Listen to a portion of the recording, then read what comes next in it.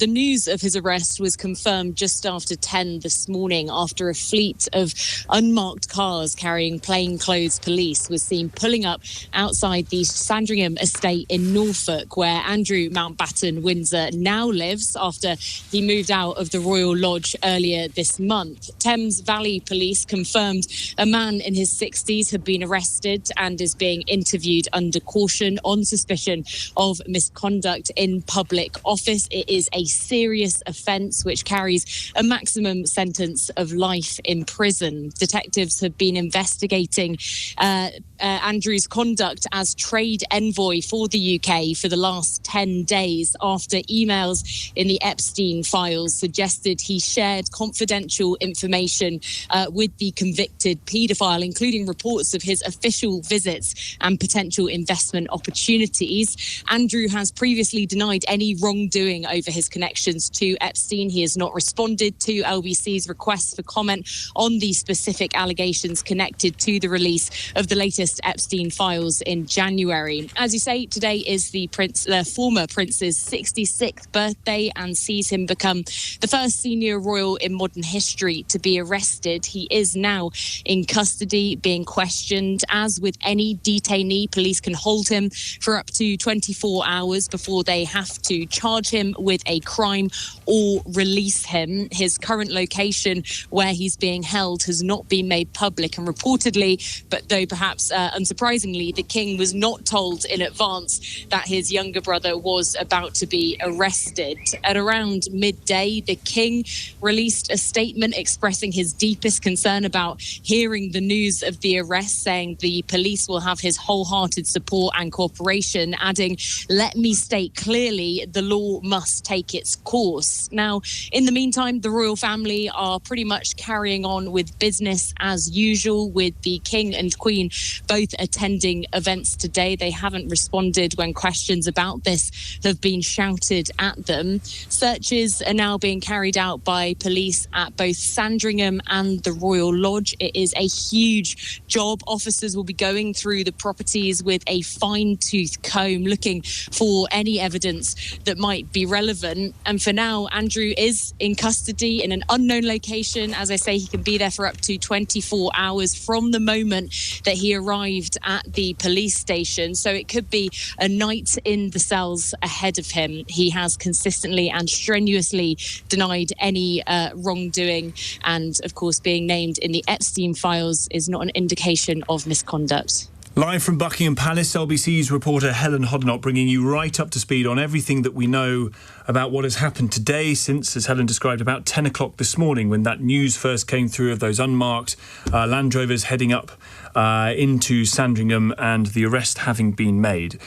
You may well be aware that the eighth in line to the throne, Andrew Mountbatten-Windsor, is currently spending his 66th birthday in police custody, arrested on suspicion of misconduct in public office.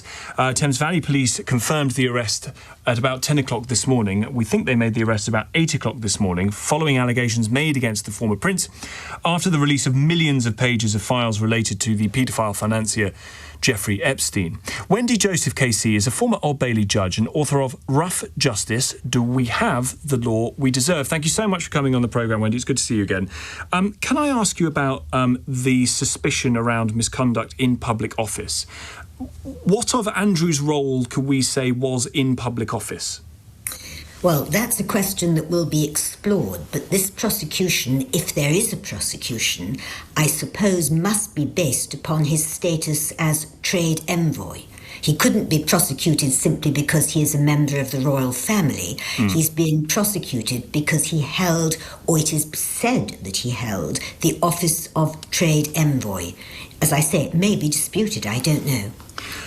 This is a question that you might say, Wendy, asked the police, but I'll ask you anyway since I have you here. Why arrest him? Presumably there are plenty of other things that could have been done in order to speak to him before arrest. Well, you're absolutely right about that. And it is, I suppose, in some ways quite surprising that he was arrested because normally, no, I don't say normally, it would have been open to the police simply to invite him to come to the police station and speak to them, or to go to him and speak to him, to ask for information and for help. If they'd done that, he would have been not in custody, not under arrest, and free to have left at any stage that he wanted to. They didn't take that course. They've taken a very different course and a much more serious course, which is to take away his liberty by arresting him. If we're to assume, let's assume, that the first course of action in asking for a quick chat somewhere, there was no, he wasn't even asked. Does it give us some indication about the status of the investigation or the potential evidence that the police think they have that they've arrested him? Yes, and that isn't dependent upon whether he was willing to have a chat or not. I have no idea about that. But before you can carry out an arrest, you have to have reasonable grounds to suspect that this person has committed the offence for which you are arresting them. So they've got something which makes them believe that this was the proper course to take. I think one thing we can be quite clear about is they will have thought long and hard about how they approached this, and this was the decision they came to. Yes, there might have been some long phone calls into the night about this one, I'd have thought, Wendy, given its significance. Yeah. So what is the process from here? You say they've got 24 hours to speak to him, where he is deprived of his liberty, and then what are the options? So, first of all, they can extend the period that they keep him there, but they may or may not seek to do that. It might be quite unusual in this case, but they could. Then they've got really three choices. Firstly, they could charge him, and then they would be likely to bail him pending trial, or they could theoretically remand him in custody, but I think that's very unlikely. The second option would be to release him on police bail with a view to making further investigations and then calling him back in due course for further interview. And that might then be followed by a prosecution, a charge. The third thing they could do, Tom, is to say, well, jolly nice to chat to you, sir, goodbye. I have no idea which of those three is going to happen, but they must have something they believe is worth pursuing. This is the beginning of what could be then a very long, prolonged investigation in which Andrew Windsor might be called in front of police several times, potentially. That could happen. It could happen.